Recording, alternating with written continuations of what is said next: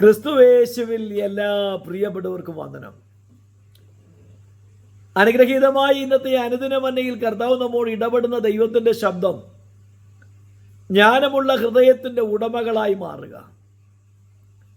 ജ്ഞാനമെന്നുള്ളത് കർത്താവിനോടുള്ള ഭക്തിയാണ് ജ്ഞാനമെന്ന് തിരുവചനം പറയുമ്പോൾ സദൃശവാക്യക്കാരൻ പറയുന്നു യഹോവ ഭക്തിയാണ് ജ്ഞാനത്തിൻ്റെ ആരംഭമെന്ന്.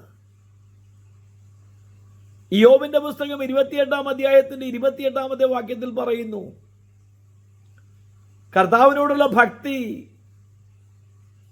ദോഷമകറ്റി നടക്കാൻ നമ്മെ പ്രാപ്തമാക്കുന്നുവെങ്കിൽ എന്നെ കേൾക്കുന്ന പ്രിയപ്പെട്ട ദൈവത്തിൻ്റെ പൈതലേ, 2026 ദിനങ്ങൾ അനുഗ്രഹത്തോടെ യാത്ര ചെയ്യുവാൻ, അതിലൂടെ ജയത്തോടെ നടക്കണമെന്നുണ്ടെങ്കിൽ എനിക്ക് നിങ്ങൾക്കും ആവശ്യം ജ്ഞാനമുള്ള ഒരു ഹൃദയമാണ്. കാരണം നാം അധിവസിക്കുന്നത് വക്രതയും കോട്ടമുള്ള തലമുറയുടെ നടുവിൽ നമുക്ക് അനന്യരും പരമാർത്ഥികളും ദൈവത്തിന് നിഷ്കളങ്ക മക്കളുമായി നടക്കണമെന്ന് ആഗ്രഹമുണ്ടെങ്കിൽ ജ്ഞാനമുള്ള ഹൃദയത്തിൻ്റെ ഉടമകളായി മാറണം. ജ്ഞാനമെന്നുള്ളത് യഹോവയോടുള്ള ഭക്തിയാണെങ്കിൽ ആ ഭക്തി നമ്മെ നേരായ വഴിയിൽ നടക്കുവാൻ പ്രാപ്തമാക്കും. നാടോടുമ്പോൾ നടുവേ ഓടുന്ന രീതിയിലൂടെ മനുഷ്യൻ ഓടിക്കൊണ്ടിരിക്കുമ്പോൾ ദൈവത്തിൽ ആശ്രയിക്കുന്ന നേരായി ജീവിക്കുന്ന ഒരു ഭക്തന്റെ പ്രമാണം നാടോടുമ്പോൾ നടുവേ ഓടുന്നതല്ല, നാടോടുമ്പോൾ നേരെ ഓടുന്നതാണ്.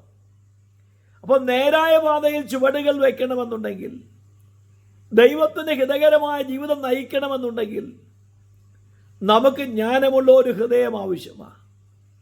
എന്താണ് ജ്ഞാനം?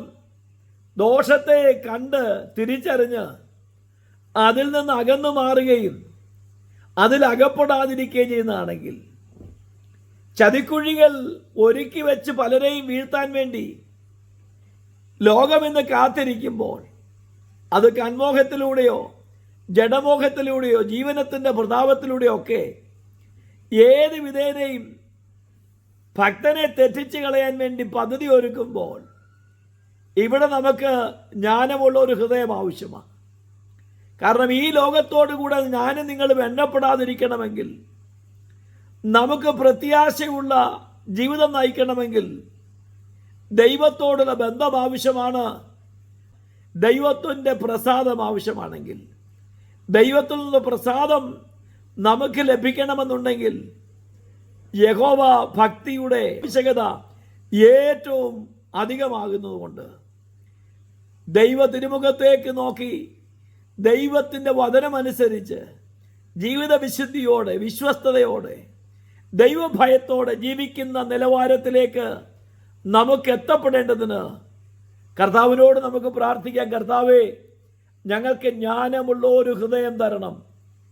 ഞങ്ങൾ ക്ഷണികരെന്ന് തിരിച്ചറിയുവാൻ, ഞങ്ങളിവിടെ പരദേശവാസികളാണെന്ന് തിരിച്ചറിയുവാൻ, ഇവിടെ ഉള്ളതൊന്നും നിലനിൽക്കുന്നതല്ലെന്ന് തിരിച്ചറിയാൻ ദൈവത്തിൻ്റെ കൃപ ഞങ്ങളുടെ മേൽ പകരണമേ എന്ന് നമുക്ക് ഒരുമിച്ച് പ്രാർത്ഥിക്കാം.